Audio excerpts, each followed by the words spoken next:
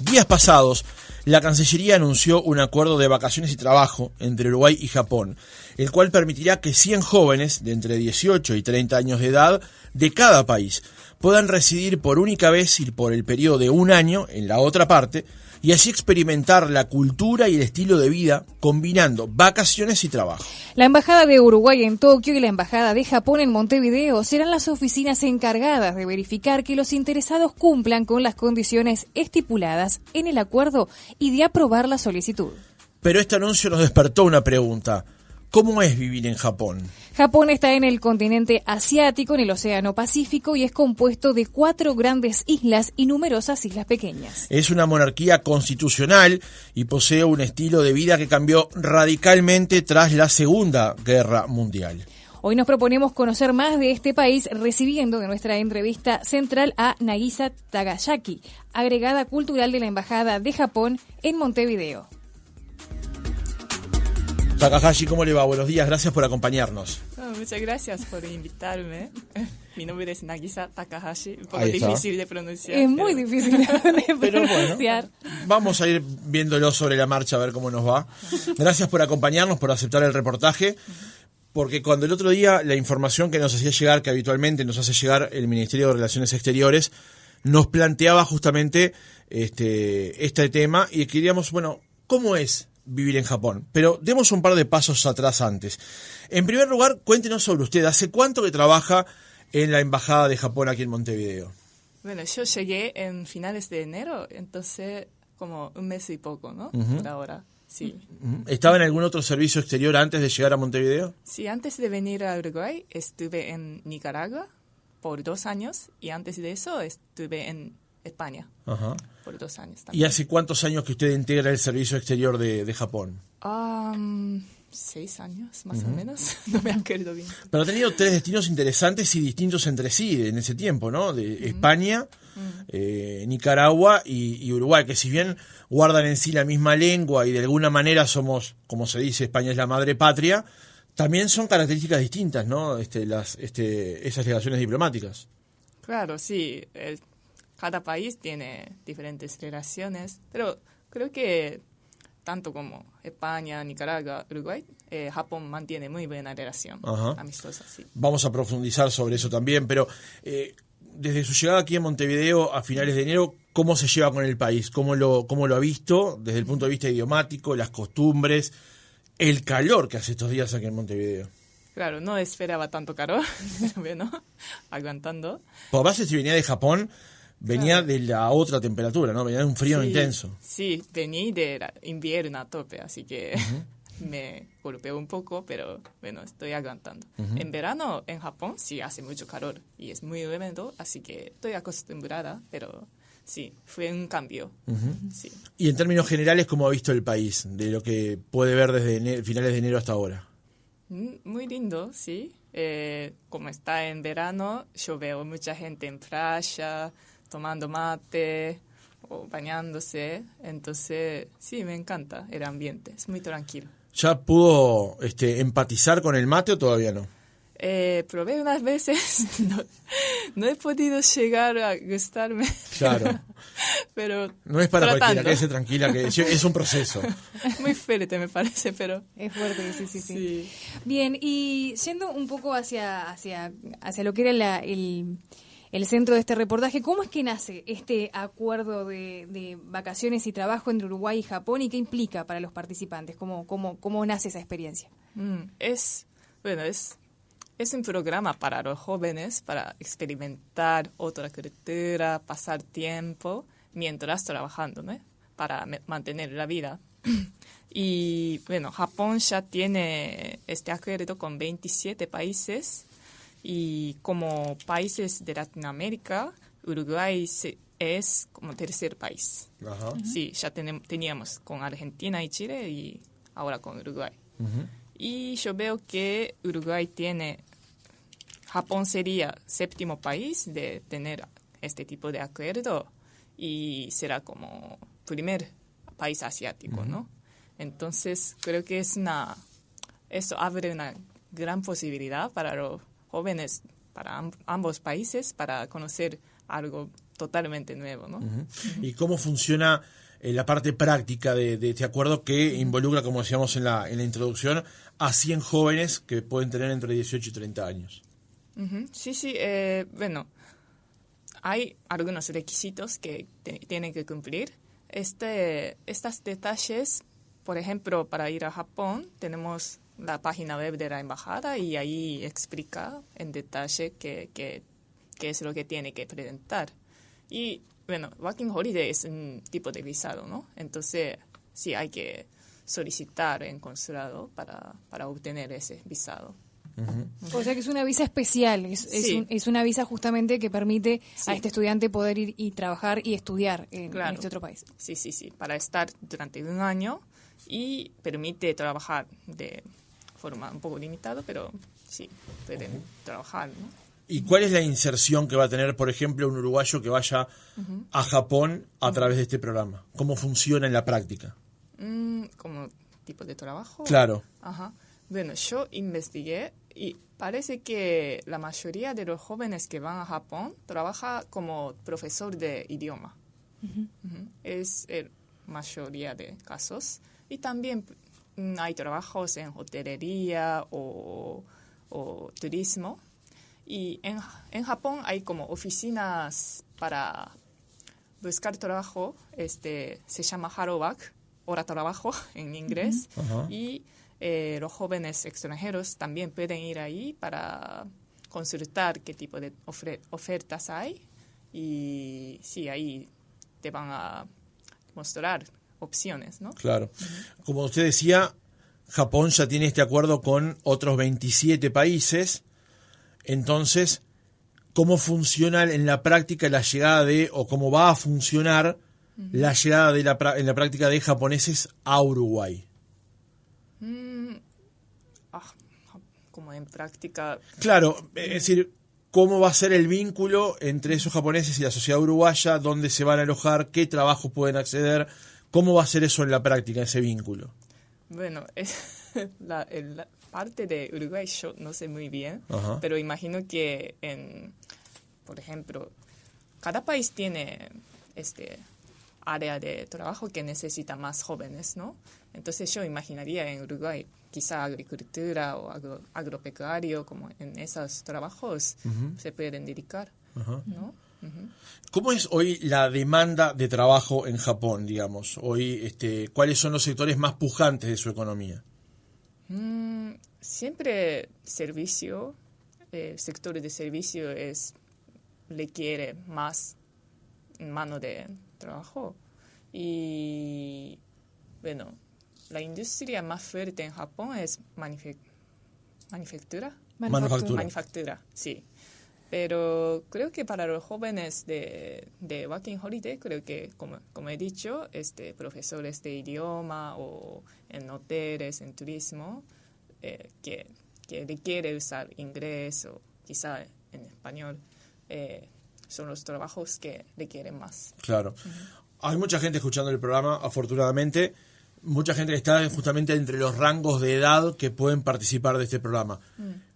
¿Qué oportunidades le representa a un uruguayo que elija hoy hacer este programa con Japón? ¿Por qué debería hacerlo en todo caso?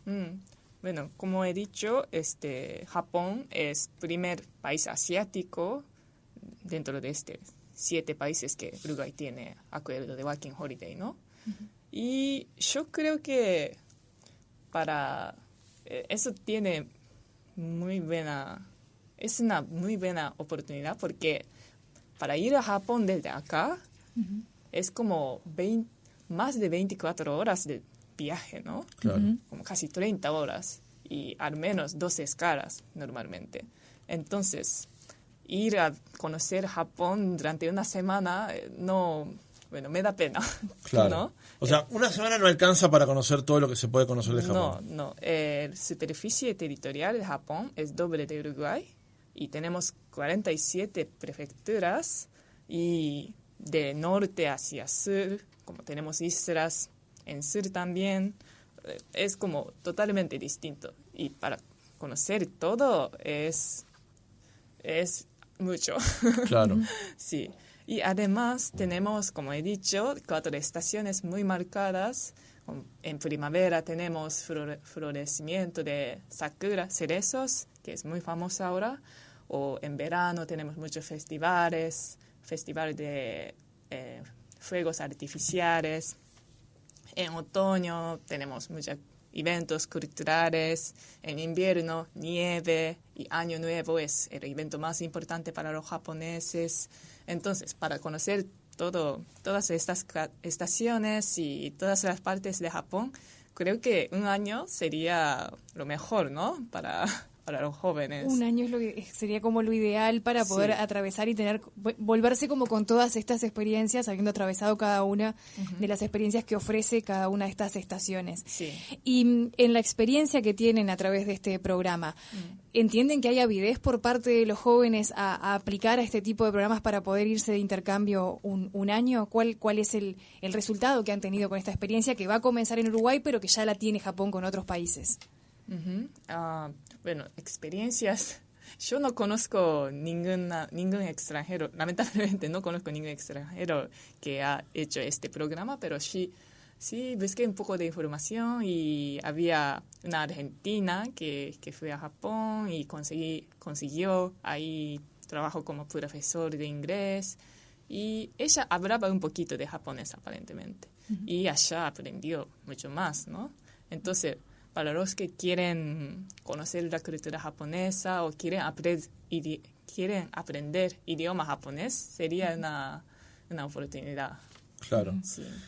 Hagamos de cuenta que nos vamos a Japón, que como decía antes de la entrada al aire, Roxana y yo partimos mañana hacia Tokio. ¿Con qué nos vamos a encontrar? ¿Qué es lo primero que vamos a advertir a la salida de Carrasco y a la llegada a Tokio? Presénteme en sociedad a su país. Bueno, quizás les sorprendería el nivel metropolitano. Es una ciudad totalmente metropolitana, muchísimos edificios, muchos autos, muy concentrada la gente, mucha población concentrada. Y creo que otra cosa muy diferente es que, bueno, acá es muy seguro, ¿no? Comparado con otros países en Latinoamérica, pero en Japón la seguridad que hay es como, wow, una chica joven puede caminar por la noche sin problema. Muchas veces se te caiga una billetera, mucha gente ya lleva a la policía. La seguridad que hay es muy distinto, quizás. Sí, esa misma anécdota ya pinta de cuerpo entero las diferencias entre un país y el otro, ¿no? Entre lo que pasa aquí en Uruguay y lo que potencialmente puede pasar allí en Tokio. ¿Cómo es el tema del clima? Nos decías recién que a tu llegada aquí a Montevideo a finales de enero caíste en pleno verano, plena temporada de verano, y venías del invierno japonés. ¿Cómo son las estaciones en Japón? Bueno, muy parecido acá, ¿no? En primavera es época de floración y comienza el curso de las escuelas y en verano hace mucho calor. Capaz más que acá. ¿Ah, sí? Sí, depende de la zona, pero en Tokio sí ya hace mucho calor y muy húmedo. Así que sí, cada apartamento tiene aire acondicionado, sí. Ajá. Hablando de los apartamentos, perdón que te interrumpa, Naisa. Hay información que hemos visto por algunos programas de viaje y también por información que hemos leído sobre el tema del tipo de construcciones que hay en Japón. Si bien es muy variado, ¿cómo las describirías? Porque, por ejemplo, una de la información que accedí ayer es la construcción en pequeños metros cuadrados, justamente para un mayor aprovechamiento del territorio, ¿no? Sí, tenemos muchos apartamentos muy chicos para vivir una persona. Sí, muchas veces no tiene dormitorio como monoamplio, ¿no? Ajá. Muchos apartamentos monoamplio hay en Tokio. Bueno, depende de la zona, la verdad. En campo hay casas grandes, así como acá, ¿no? Sí, y suelen ser muy nuevos porque tenemos terremotos, Claro. esas cosas. Son Así construcciones que, adaptadas, digamos, ¿no? claro, sí. Entonces cada tanto tienen que renovar como, sí, para aguantar bien a esos desastres naturales. Que es un poco diferente de acá. Yo llegué aquí y como un apartamento que tenga 20 años es normal acá, ¿no? Pero Claro. en Japón es como, wow, qué viejo es. Así, una Sí. construcción de 20 años, dependiendo de la zona, la categorizan como una construcción vieja ya. Sí. Bien, ¿y cómo es el tema desde lo familiar, ¿no? La construcción familiar, así como cómo hacen para, por ejemplo, acceder a, bueno, educación y salud? ¿Cómo funciona ese mecanismo en Japón? Bueno, Por ejemplo, ¿a qué edad los niños ya comienzan a poder ingresar a los centros educativos? ¿Cuántos años tienen que cursar para hacer todos sus estudios? ¿Cómo hacen para acceder a las universidades? ¿Y cómo de ahí es la posibilidad que tienen de acceso al mercado de trabajo? Una familia, por ejemplo, una familia tipo en Japón. creo que es muy parecido a Uruguay, el sistema que tiene Uruguay. Tenemos 6 años de escuela primaria, que es obligatoria, y después tenemos 3 años de secundaria, se dice acá, ¿no? Sí, secundaria. Y también después tenemos 3 años de liceo. Bueno, hasta secundaria es obligatorio hasta liceo es obligatorio. Y después, hasta ahí como llega 90%, no me acuerdo muy bien, pero creo que más o menos 90% de la población llega hasta liceo, y a universidad como la mitad de población llega a nivel universitario, y universidad es normalmente 4 años, ¿no? ¿Y también, por ejemplo, convive el régimen público con privado o todas las universidades son tenemos ambas. público Sí, y privado? O sea, y en los colegios también, digamos, la educación es pública y privada. Sí, así es. Ahí va. Y los niveles de esa educación, ¿cómo son comparado con estándares internacionales? Digo, porque acá en Uruguay siempre hay un debate con respecto al tema de si somos mejor o peor que antes, digamos. ¿Cómo es la educación en promedio en Japón, en calidad me refiero? Creo que tenemos la calidad bastante alta de educación. Como he dicho, casi 90% de la población tiene hasta liceo, y la mitad van a la universidad. Y sí, creo que tenemos bastante buena calidad de educación. Bien. Digamos. Bien. ¿Cómo se divide territorialmente Japón? Bueno, tenemos prefecturas, 47 prefecturas, que es como departamentos para Uruguay. Y así es como. Y que hay 47 prefectos de esas prefecturas, son elegidos. ¿Cómo es el proceso para que haya una autoridad de esas prefecturas? Sí, hacemos elección de cada prefecturas y cada municipio también. Sí. ¿Y cómo es el sistema político en Japón? Porque allí hay una monarquía constitucional, como hay en otros países europeos. Tal vez es un concepto que a nosotros nos es un poco ajeno, pero ¿cómo funciona ese sistema político en Japón? Sí, tenemos el emperador, pero es simbólico, no tiene poder político, digamos. Y tenemos la democracia representativa, ¿no? Como hacemos elección, pero no votamos directamente a presidente, que tenemos primer ministro, ¿no? Entonces votamos para políticos, y entre los partidos eligen el primer ministro. ¿Y tiene un plazo de duración su gestión, o depende de la evaluación que el Parlamento hace frecuentemente, como resulta en otros países de Europa, por ejemplo? Sí, tenemos bueno, cada tanto el gobierno ya hace la elección, ¿no? Como antes de terminar el periodo, que es 3 años, creo. 3 años. Sí. Y sí, pero normalmente hace como después de el gobierno haga alguna decisión, o para saber cómo valora la población, ya hace la elección. ¿Ustedes cómo valoran la figura del emperador, justamente? Porque, de vuelta, comparándolo con Uruguay, no tenemos esa figura, no conocemos esa figura, pero sí, por ejemplo, en Inglaterra, como el rey es la figura del Estado, en Japón opera de la misma manera. ¿Cómo evalúan ustedes a su emperador? ¿Cómo ven la imagen de un emperador? Creo que la población en general tiene muy buena imagen del emperador, porque siempre, bueno, cuando haya algún desastre natural, va ahí para calmar a la gente o bueno, siempre es como acompaña a la población, ¿no? Y entonces, sí es simbólico y neutral como políticamente, pero la población en general tiene buena imagen. Y también como tenemos el emperador, entonces el emperador tiene relación con otras familias por ejemplo, rey de España. Sí, familias reales. Sí, familias reales, entonces es un tipo de diplomacia también, ¿no? ¿Afectó internamente cuando abdicó Akito? ¿Cómo impacta cuando un emperador toma esa decisión, por ejemplo? No hubo un impacto así.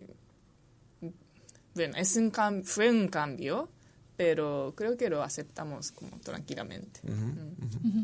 Bueno, volviendo un poco más a lo personal, ¿no? ¿Cómo te resultó, por ejemplo, aprender nuestro idioma? ¿Te resultó fácil el español? ¿Cuánto tiempo estuviste para poder? Porque se te nota hablar ya con cierta fluidez, conoces como muchas palabras que quizás pueden ser como más difíciles. ¿Cuánto tiempo te llevó a aprender español y cómo te resultó el lenguaje? ¿Cuánto tiempo? Creo que más de 5 años ya llevo hablando español y ya hablaba inglés. Eso me facilitó bastante porque gramáticamente japonés es totalmente diferente, mientras español e inglés son bastante parecidos para mí, gramáticamente. Entonces eso facilitó a mí. Y bueno, pero aún sigo sufriendo de tener todo el vocabulario, ¿no? Y a la inversa, ¿cuánto podría llevarle a un uruguayo tener por lo menos conocimientos básicos de japonés, que justamente como tú, gramaticalmente no se escribe de la misma manera? No, gramaticalmente es como al revés. Empezamos, por ejemplo, yo hablo japonés, es como en japonés al revés, el orden de cómo poner verbo, sujeto. Hablo japonés yo, por ejemplo, sería... Yo... Japonés español hablo, algo así. Claro. Entonces es complicado, pero lo bueno entre japonés y español es que pronunciación es muy parecida. Sí. Quería volver un segundo atrás, Naisa, para ir cerrando el reportaje, porque Japón es un ejemplo en muchos aspectos. Y quería ir cerrando con 2 preguntas. La primera es, hoy en general, en términos generales, como en Uruguay, la agricultura o el agronegocio es pilar fundamental de su economía. ¿Cuál es hoy el pilar fundamental de la economía de Japón? Bueno, desde antes hasta hoy en día, la industria de primer pilar es manufactura, ¿no? Sí, tenemos mucha producción de automóviles o maquinarias. Esta es como más o menos 20% de nuestra economía. Y después tenemos servicio y también tenemos, por supuesto, agricultura, turismo y área de innovación como de robótica y esas cosas, pero manufactura es lo más importante. Una de las cuestiones que preparando el reportaje advertí justamente fue cómo la economía japonesa, que si bien ha tenido vaivenes como la de todos los países, ha logrado ubicarse en los puestos más altos de la distribución de riqueza per cápita. ¿Cómo evalúan hoy la distribución, la equidad social en Japón, sabiendo que es un debate que habitualmente está cuando se habla de el poderío económico de ciertos países? Se dice, bueno, esta economía es potente, pero ¿cómo distribuye internamente? Bueno, tenemos un sistema de redistribución de la riqueza y creo que comparado con otros países, la equidad como económicamente es buena, pero por supuesto tenemos este problema de brecha económica. Por ejemplo, hay muchas familias de madres solteras que sufren económicamente y los hijos también sufren, porque siendo madre soltera es un poco difícil encontrar un trabajo allá. Sí, que requiere trabajar muchas horas, ¿no? Claro. Y la última pregunta Nagisa, es ¿cómo fue el proceso que encaró Japón para la reconstrucción y para dejar atrás, para dar vuelta a la página de los episodios de la Segunda Guerra Mundial? Porque información que busqué ayer para preparar el reportaje planteaban que justamente la cultura japonesa, la economía japonesa dio un vuelco a partir de los episodios de la Segunda Guerra Mundial, que no viene en el caso repasar, ¿no? Pero ¿cómo cambió la cultura japonesa, el país y los japoneses a partir de los episodios de la Segunda Guerra Mundial? Bueno, yo no viví antes de la Segunda Guerra Mundial, así que no sé, bueno, es un poco como lo que leo y escucho, ¿no? Pero sí, después de Segunda Guerra Mundial tuvimos este pico de la subida de la economía y ahí sí cambió mucho la cultura, por supuesto, como llegó mucha influencia de los otros extranjeros, mucha influencia de Estados Unidos y la gente empezó a vivir mucho mejor económicamente, ya tenían autos, electrodomésticos y sí, por ejemplo, mi tatarabuela vivía de manera muy diferente, ¿no? Ella no quería tirar nada, como quería usar todo, ¿no?